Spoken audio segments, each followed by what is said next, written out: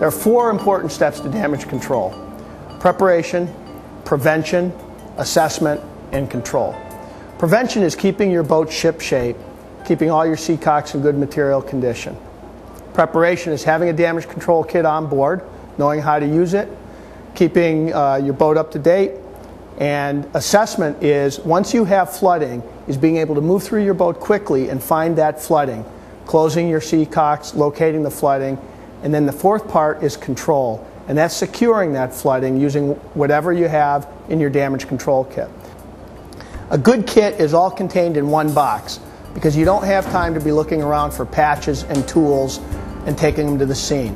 It's usually a pretty scary situation. You've got to be able to grab one box and get there. So we include in our kit all the necessary tools for pounding, cutting away damaged material, slicing off hoses.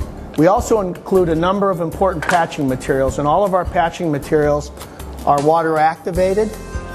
In a flooding situation, you've got plenty of water. So you open this up, you dip it in the bilge, and it activates, and then you wrap it on the damaged pipe. For flooding out of a seacock, we have several of these round plugs, and we take these plugs and simply pound them into the seacock.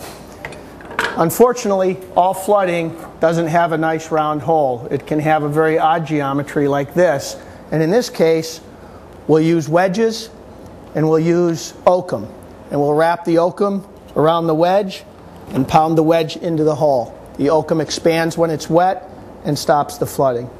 It's important to recognize that flooding is water coming into the boat faster than the bilge pumps can get it out. So our whole goal here is to simply get the water coming into the boat within the capacity of the bilge pumps. And for a large hull breach, we include neoprene, which you can pull up against the hull breach, put a backing board on it, and brace it in place. And for rigid pipe, we have split fire hose, and you can put the split fire hose on the pipe and use marlin twine, which is a sticky twine, to wrap around there and bind the split fire hose.